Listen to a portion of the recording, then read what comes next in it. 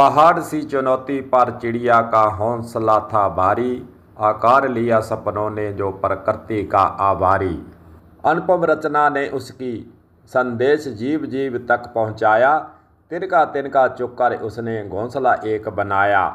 मानव जाति ने जैसे जैसे विकास किया है, औद्योगिक क्षेत्र की बात करें, चाहे हम सड़कों के विस्तार की बात करें, चाहे हम बिल्डिंग बनाने की बात करें, और मन के अंदर जो पौधे लगाने का सिलसिला पहले शुरू होता था, अब साफ सफाई के नाम पर उनको काटा जा रहा है।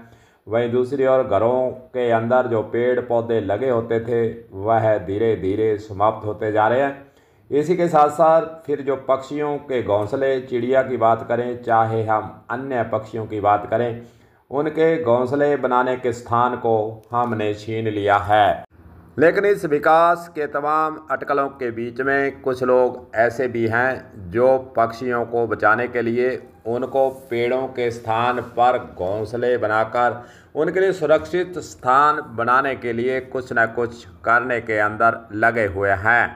इसी की कड़ी में एक संस्था है the eagle foundation.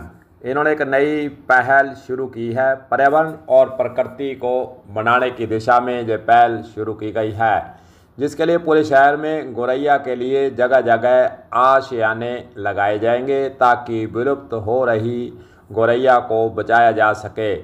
The eagle foundation के अध्यक्ष प्रशांत सोनी ने जानकारी देते हुए बताया कि दिन प्रतिदिन पेड़ों की संख्या कम हो रही है, नई नई इमारतें बनती जा रही हैं, जिसकी वजह से पक्षियों को घोंसले बनाने के लिए स्थान नहीं बचा है। धीरे धीरे गौरैया और नन्ही चिड़िया की प्रजाति खत्म होती जा रही है।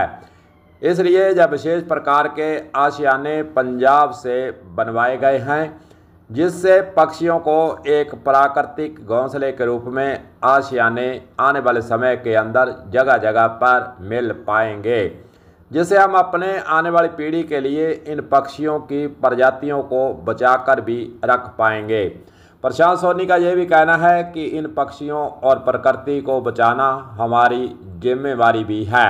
इस प्रकार के जो कार्य करते जब युवा पीढ़ी या फिर घोंसले बनाने के लिए अन्य अन्य स्थानों पर जाकर वहाँ घोंसले लगाने का काम, सुरक्षित उनको रखने का काम, उनकी देखभाल और समय समय पर जाकर वहाँ पर और घोंसलों की आवश्यकता है उसकी पूर्ति करने के लिए जब युवा पीढ़ी या लोग इस प्रकार कार्य करते हैं तो कहीं ना कहीं पशु पक्षियों को सुकून भी मिलता है और साथ ही प्रकृति के साथ उनका जुड़ाव अपने आप ही जुड़ता चला जाता है।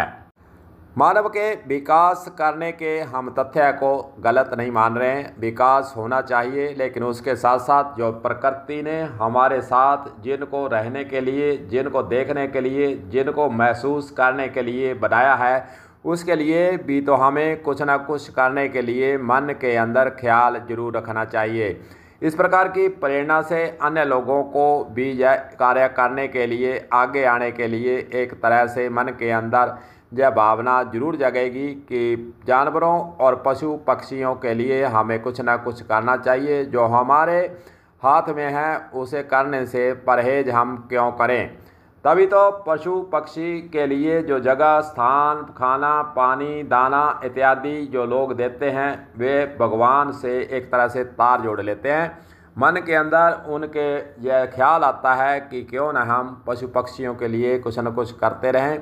प्रकृति के साथ जुड़ना और फिर हम उसके लिए कुछ न कुछ करें तो यह प्रेरणा का स्रोत ही माना जाता है। जो भी हो, इस कार्य को आगे बढ़ाने के लिए अन्य युवकों को जो कि मोबाइल पर मस्त रहते हैं उनको ऐसे कामों के अंदर लगना चाहिए ताकि वे इन जानवरों को बचाने में कुछ न कुछ अपनी भूमिका निभा सके।